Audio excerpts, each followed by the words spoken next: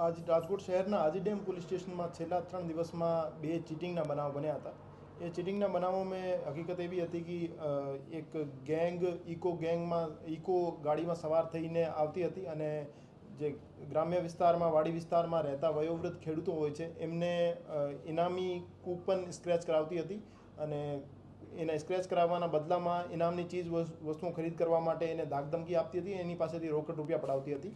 તો આ ગેંગને પકડવા માટે માનનીય સીપી સર બ્રજેશકુમાર જાસર અને એડિશનલ સીપી સર ચૈતન્ય મંડલિક સર દ્વારા ક્રાઇમ બ્રાન્ચને સૂચના આપવામાં આવેલ હતી. આ સૂચનાની અનુપાલનાના ભાગરૂપે એસીપી શ્રી ભરત બસિયા સાહેબ, પીઆઈ શ્રી ગોંડલિયા સાહેબ, ડામોર સાહેબ અને જાદવ સાહેબ દ્વારા અલગ અલગ ટીમો બનાવી એની શોધખોળ ચાલુ કરેલ હતી.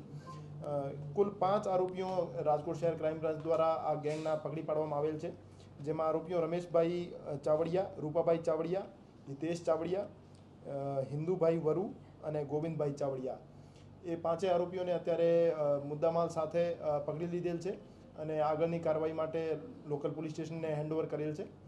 અને એમની એમઓ એવી હતી કે એ આ રીતના નીતિ સેલ્સ ઓફર નામથી સ્ક્રેચ કાર્ડ જે અભણ વયોવૃદ્ધ ખેડૂત હોય છે એમને બતાવતા હતા અને એમના ઉપર સ્ક્રેચ કરાવતા હતા અને સ્ક્રેચ કરાવ્યા પછી એમના જે એમની ઇનામની વસ્તુ લખેલી હોય, જેમ કે મિક્સર લખેલું હોય તો એમને મિક્સર આપતા હતા અને મિક્સરની કિંમત 1500 થી 2000 હોય છે અને એમની પાસેથી 15 થી 20 હજાર રૂપિયા પડાવતા હતા.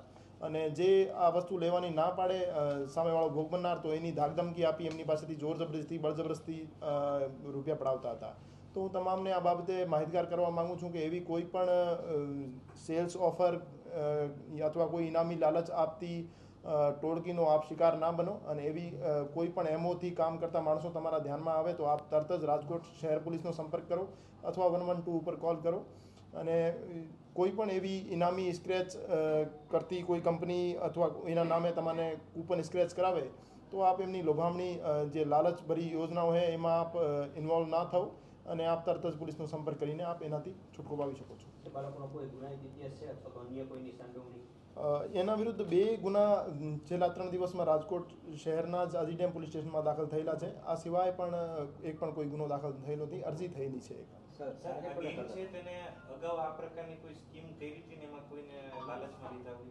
એને કબૂલાત આપી છે કે લાંબા સમય પહેલાં જે વાડી વિસ્તારમાં રહેતા ખેડૂતો હોય છે, અભણ માણસો હોય છે, એને એ રીતે લાલચમાં લઈ અને એમને સ્ક્રેચ કરાવતી હતી અને સ્ક્રેચ કરાવ્યા પછી એને વસ્તુ જોઈતી હોય કે ના જોઈતી હોય દબાણ કરીને એમની પાસેથી પૈસા પડાવતા હતા. કેટલા લોકોને ભોગ બને છે પૈસા?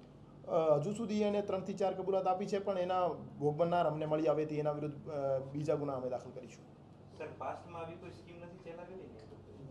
આ લાંબા સમયથી આ નીતિ સેલ્સ ઓફર નામથી આ જ રીતની સ્કીમ ચલાવતા હતા, તો એમાં જ આખી વિગત.